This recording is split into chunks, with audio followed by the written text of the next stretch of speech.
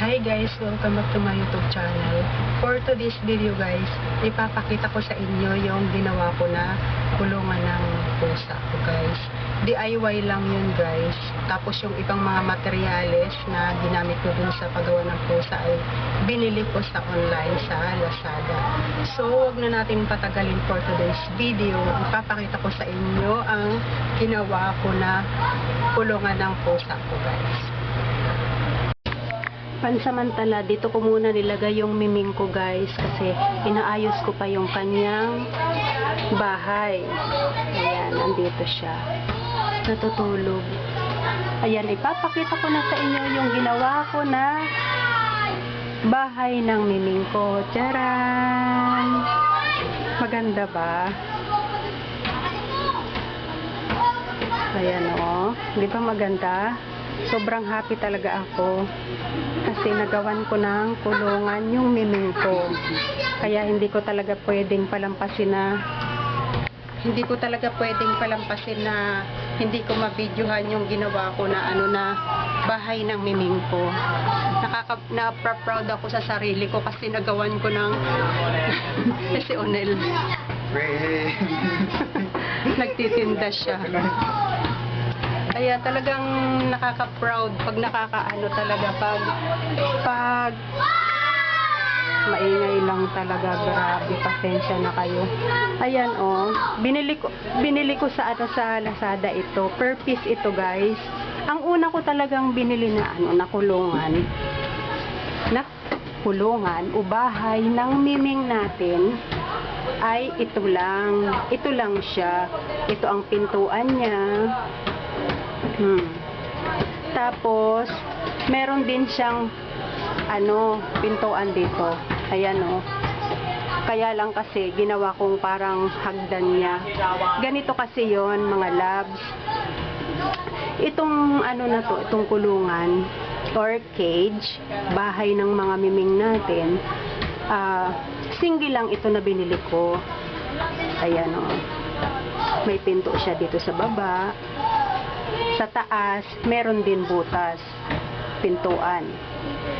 So, naliitan ako kasi, binili ko pala ito sa Lazada ng 300, basta 300 plus. Naliitan ako kasi guys, kaya naghanap talaga ako ng pwedeng pangdugtong dito. Ngayon, nakakita ako sa Lazada. Ang nakita ko ito oh, pink din kasi merong pinagpipilian na kulay. May pink, kaya lang light pink nga lang siya, pero okay lang kasi nga pink itong nabili ko yung una. Ito per piece 38 pesos. Ngayon ang ginawa ko, meron akong yung tela. Ayan o, pinagdugtong ko na lang siya, pero meron talaga siyang ito oh guys, mga pinagkalahatan ko pa oh, kasi hindi pa nga ako tapos. Ayan oh, may siya, may pandugtong. Itong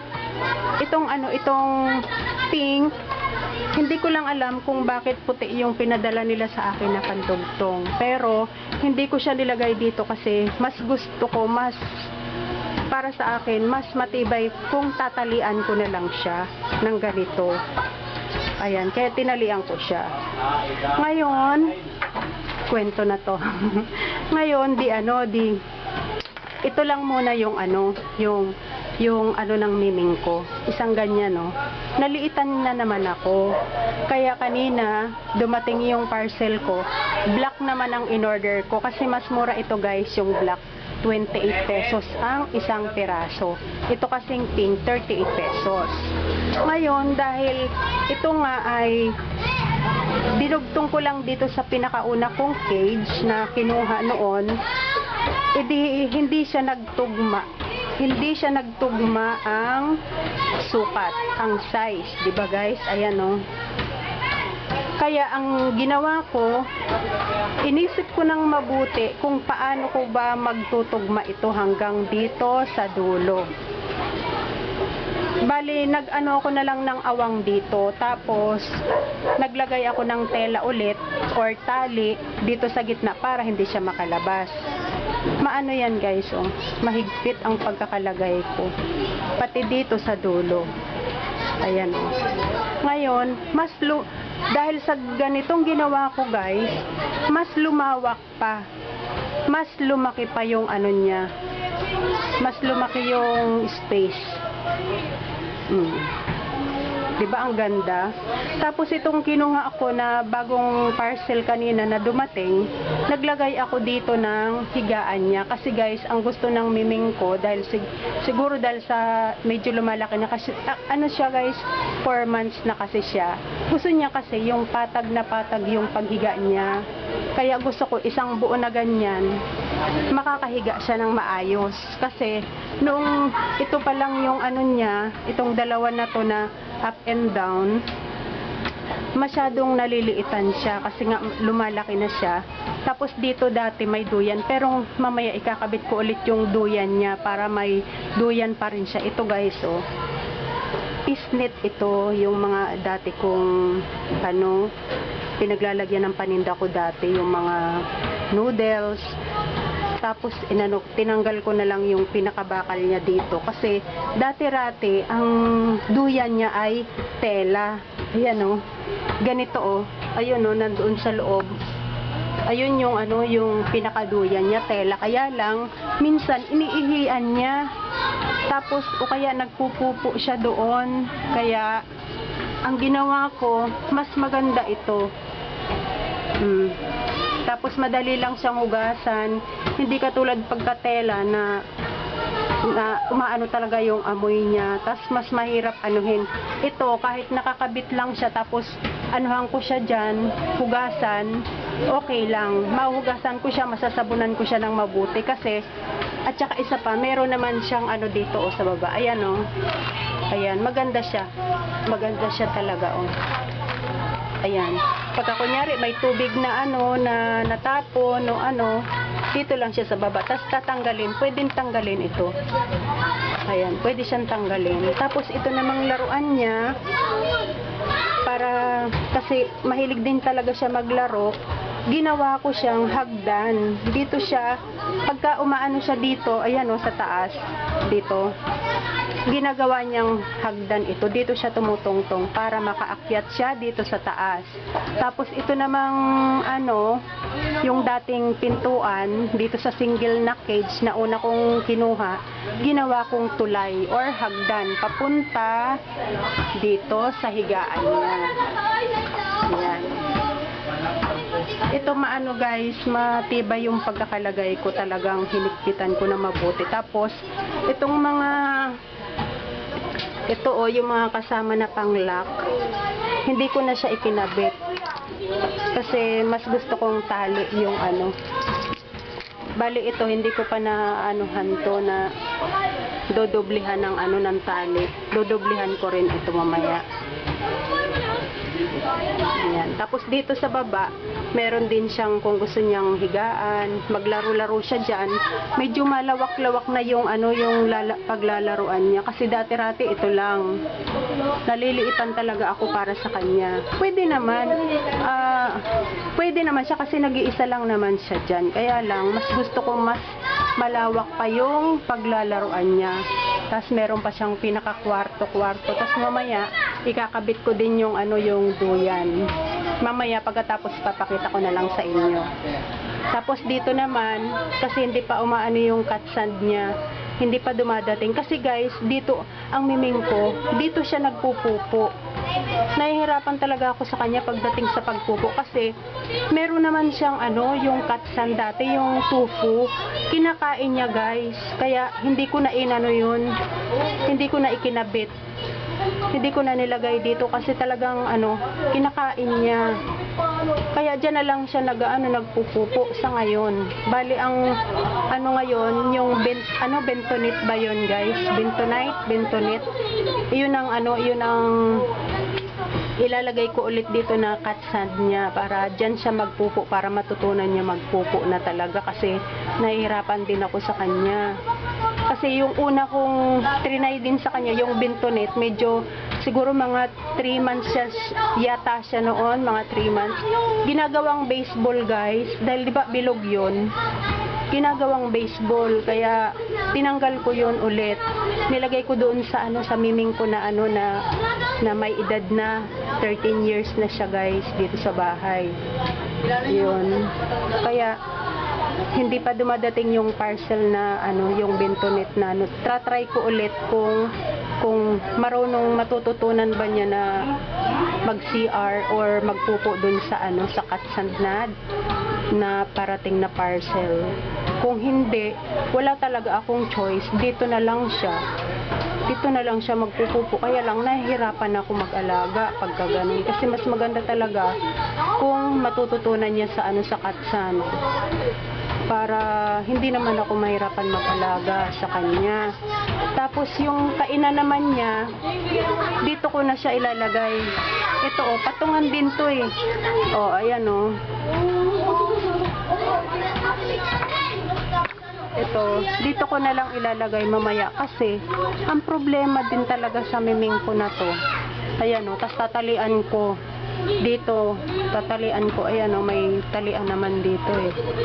Tatalian ko siya kasi pwede naman kunyari pag kumain siya, pwede naman siya tumulay dito, ayan dito. Kasi ito lang naman yung yung bukas. Pwede siya tumulay diyan. Pero dapat lagyan ko rin ng dito para maapakan niya kasi pwedeng lumusot yung niya yung paa. Tapos yung inumin niya diyan. Kasi guys, naku, pagka nag-rumble na siya, mag-isa lang, mahilig kasi maglaro, natatapon yung tubig niya, pati yung pagkain. Sayang. Mabuti kung mura lang yung pagkain. Mamaya, ikakabit ko yung yung duyan niya para dito. Ngayon, kaya naman dito ko ipupwesto yung yung duyan dito. Kaya ipupwesto ko dyan kasi wala nang, sayang yung space na yan dito. Sayang yung space. Kaya dyan ko ipupwesto yung yung duyan niya. Mamaya papakita ko na lang sa inyo guys pag nakabit ko na. Nakaka-happy pagka talaga. Di ba ang ganda? May siya, may hagdan papunta doon sa taas. Bali ang niya dito sa baba, medyo parang ba yun, high ceiling kumbaga sa bahay natin. Ayan, high ceiling siya. Ito naman hanggang dito ang ceiling niya, hanggang dito sa kabila hanggang dito. Medyo mataas siya ng 2 layer. Ayan. Mamaya papakita ko na lang sa inyo. Kaya lang hindi ko na siya maakyat sa itaas kasi nung 2 layer pa lang ito, naiakyat namin sa taas. Hindi kasya dito sa may namin, sa may hagdan. Dito ko nga pala nilalagay yung guys, yung power cut. Ayan. Kaya mamaya pag akyat, dito na lang yan sa baba, may iwan yung cage niya. Dito na lang siya.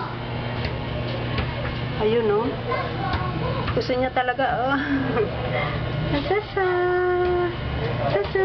Tapos mapakita ko sa inyo mamaya yung niya, unang expression ng niya, yung ba yung reaction, yun.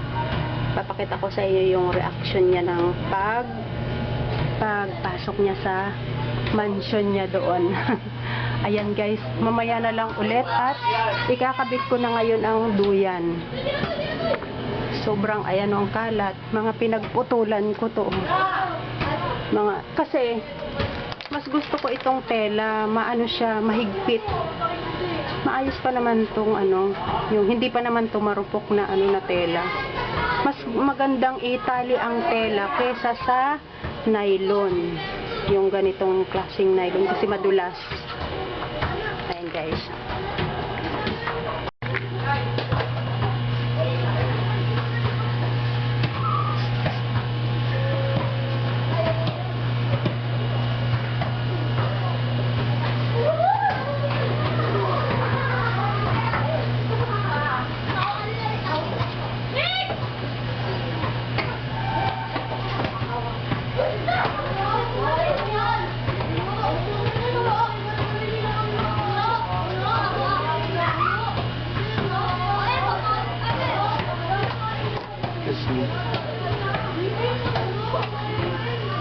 mo. Ito.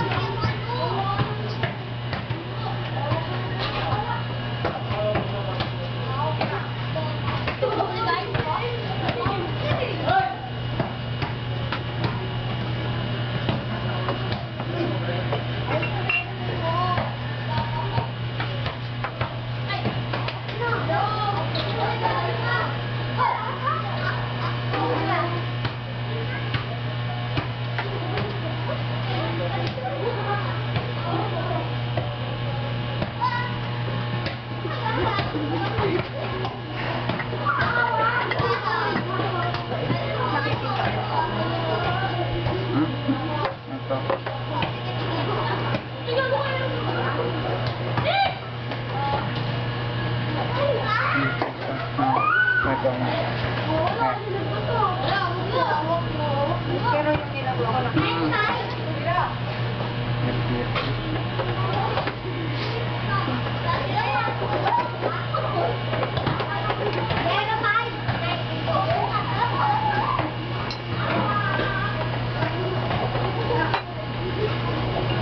Dito ko siya guys inilagay sa may ano ng bintana namin kasi wala na kaming space na iba dito sa bahay namin. Ito lang yung maliit naming space talaga.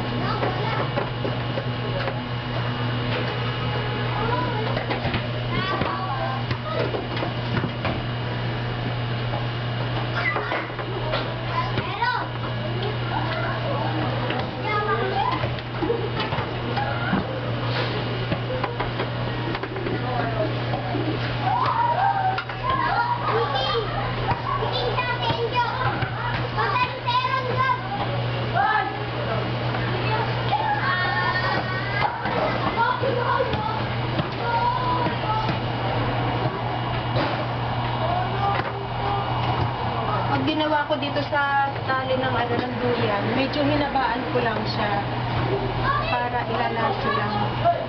Para pagka ano, pwede siyang habaan, pwedeng i-adjust.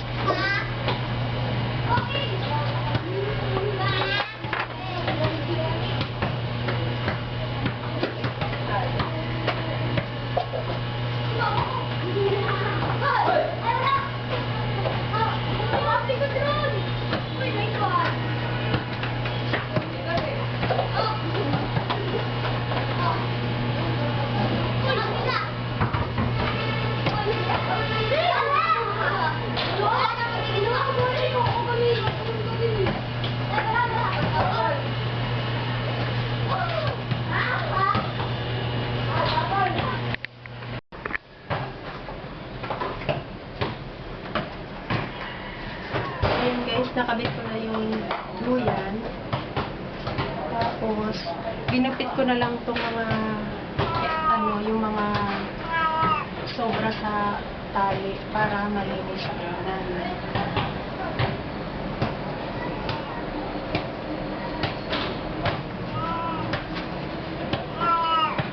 Ayan.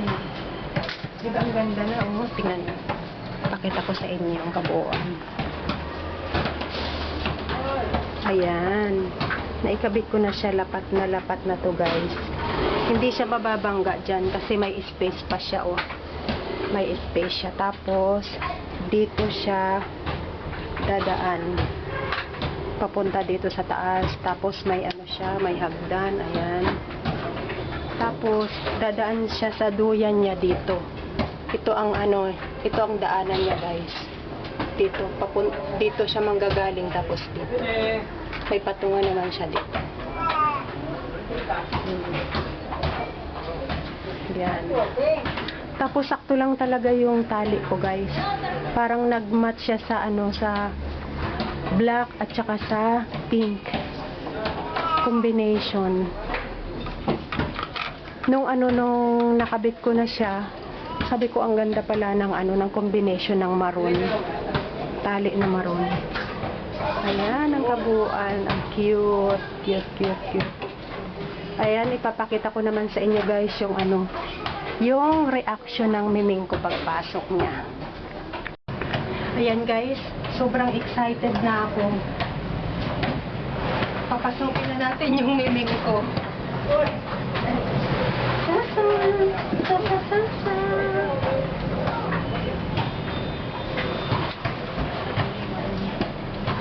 Yan, na-excite ako. Yan, sasa. Punta ka na doon. Sasa. Ano ka? Ito. Oh, yehey. Yehey. Punta ka na doon. Punta na doon. Oh, Sasha. Punta na doon. Yun. Yan, reaction niya. Oh. Ayaw niya pumasok. Ayan. Pasok ka na doon. Yes. Yan. Oo, reaction niya. Oo. Dapat pala dito, medyo matigas yung tatapakan niya. Ayan o, naninibago. Kakatuwa. Medyo lumulubog yung ano niya. Yun dun sa may ano. Dapat pala ano, medyo matigas yung tatapakan niya dyan. Tapos, sabit ko nga pala yung ano, yung mga laruan niya. May laruan siya dito eh. Dito ko rin ilalagay sa may hagdan. Dito sa may butas para hindi siya makakasagabal dito, hindi may istorbo. Yan, para maganda tingnan ang bahay ni Sasabel. Sasabel?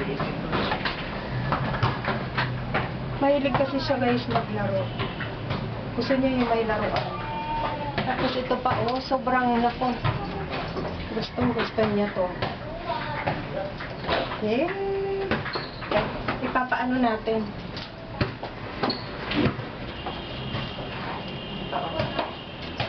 Ito, parang nalaro siya.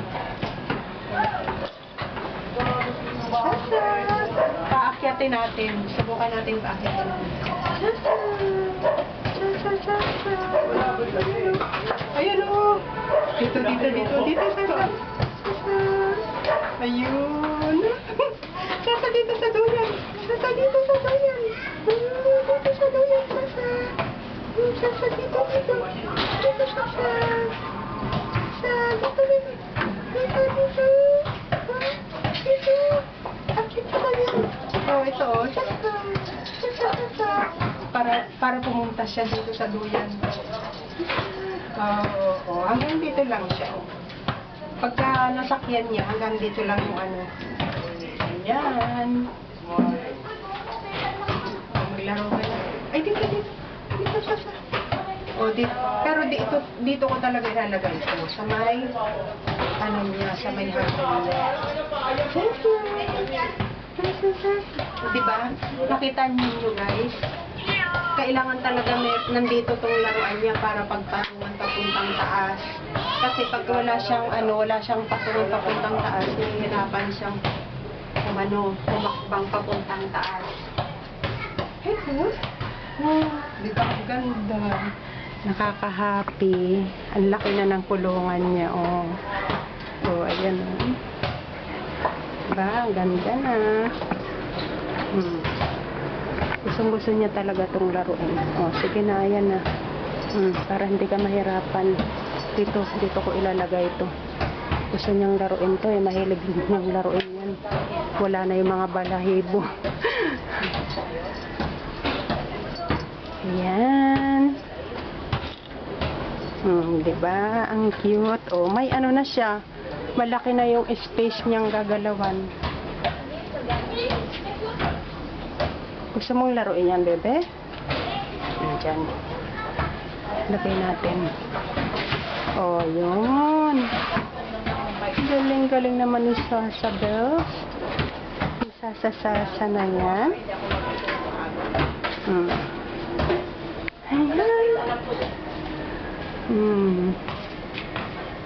Sakto lang guys ang laki.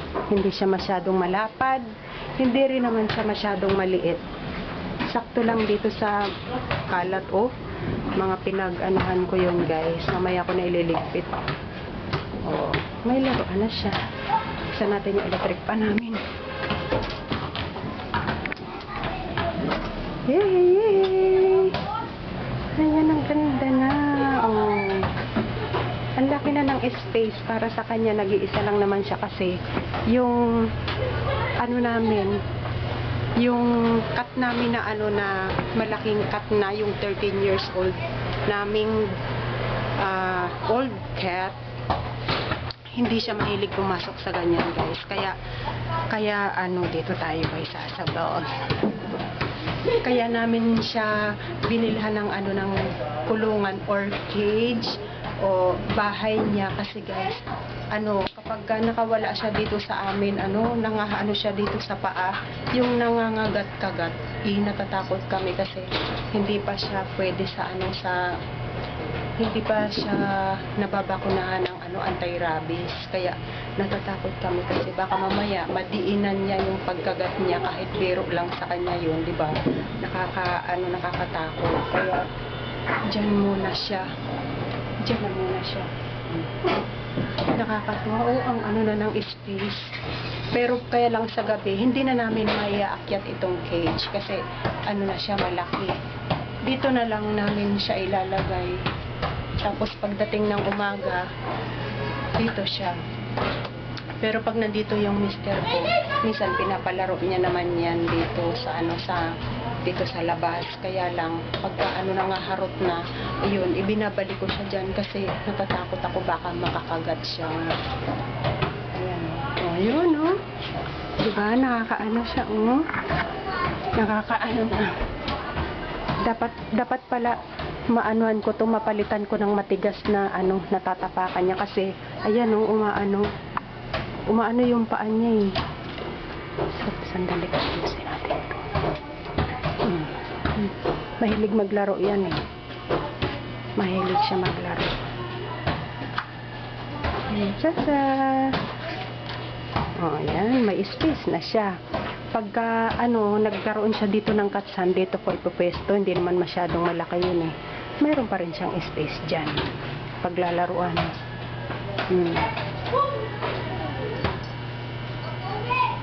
Ayan o. Tumutungtong siya doon. Kaya hindi pwedeng wala yung laruan na yan eh. Kasi tungtungan niya yan pag umaakyat siya. Ayan. Ano? Kakainin ko na siya. Dito ko ilalagay yung pagkain niya sa taas. Pati yung inumin niya para kahit mag ano-ano siya dyan, bardagulan siya mag-isa, hindi matatapon ng pagkain niya. Marunong naman na siya umano talon, oh. Ayan, oh. Katuwa. Ano, kakain na ikaw? Nagugutom na yan. Kagigising lang. Ako naman ay pagod sa pag-ayos niyan. Ang dami ko pang ligpitin, guys. Mga ano ko. Ito hindi ko masyadong nilagyan yan dahil mas gusto ko yung tali para talagang matibay. Ayan, Sasabel. Ayan, no? Naakyat siya, oh. Gusto ko makita yung ano, yung tsura sana niya dito sa duya niya. Sasa, dito, bebe. Dito, Sasa. Yun. Oh. Diba? Ayan, oh. Makulit yan, eh, oh. Inaano niya yung ano, sasagpangin niya yung kamay ko. Yung mahilig maglaro kasi maliit pa siya, eh. Mahilig magharot. Yan, ang ganda. Hindi naman siya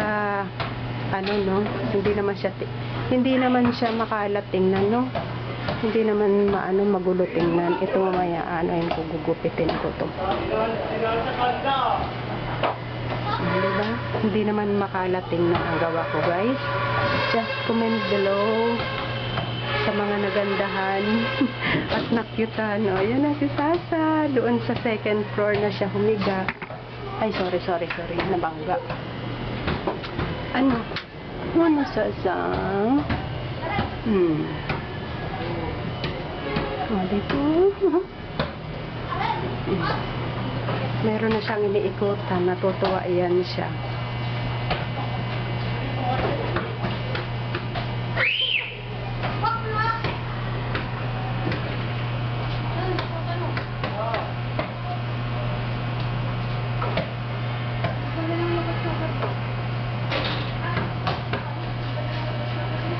Ano?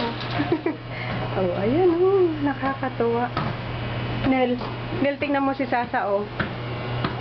Tingnan mo si Sasa oh. Oh, tingnan mo siya. Diba? Nandoon na siya sa ano. Oh, yun oh, may hagdan siya oh, tingnan mo. Paano siya sa may hagdan. Oh. Oh, tingnan mo Nel.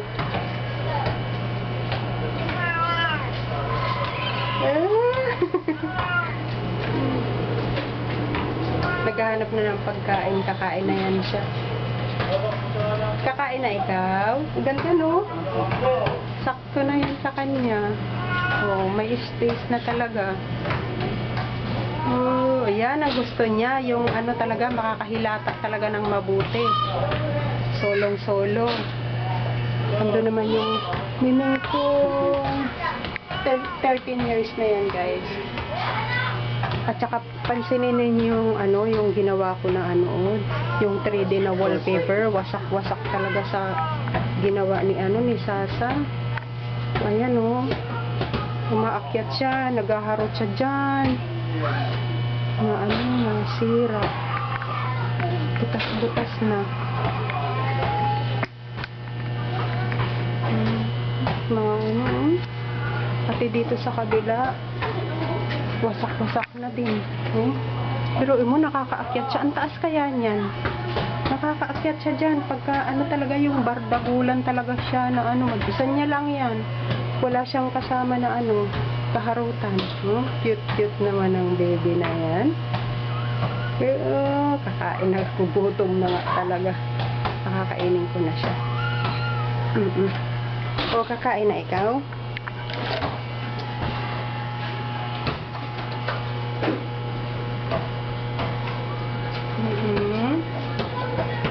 Ayan guys, at dito na nagtatapos ang aking video for today's video.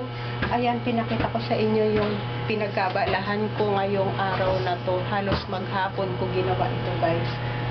Bali kanina pa ng umaga ang pag-deliver ng ano ng parcel na ito. Mamaya dodoblihin ko pa ng tali itong mga to. Ayan, pakakainin ko na yung menu ko. Just comment below kung nagustuhan ninyo yung ginawa ko na cage na kulungan ng menu ko. Ayan guys. Bali, ito nga pala ay siguro nasa kulang-kulang 600 pesos. Teka, isipin ko muna kung magkano halaga yung nagastos ko lahat. Bali, 3. Ayan na, mga nasa 600 plus guys. Lahat-lahat. Tapos yung ano pa, yung paggawa na lang yung ano, yung imagine niyo na lang kung paano ninyo gagawin kapag gumawa kayo ng ano ng cage na ito. At tapos napansin niyo ito oh. Lapit ko. Ito oh, kasi hindi ko ginagamit dahil ito nga may ano siya, yung stand. Dati na to guys, 'di ba? Yung una kong binili na cage, meron na talaga siyang stand. Ito wala. Meron akong ano tripod na hindi ginagamit. Kaya dito ko siya nilagay. Tapos tinalian ko din para kahit maurong itong cage na to. Ayun, nakita nyo oh. Tumatalon-talon na siya. Para kahit na maurong-urong siya, may patungan pa rin para magpantay silang dalawa. Ayan oh, para pantay. Ayan, at masyado nang mahaba ang video ko na naman. Thank you so much for watching. Just comment below kung nagustuhan ninyo itong ginawa kong kulungan guys. Thank you so much for watching. I love you all.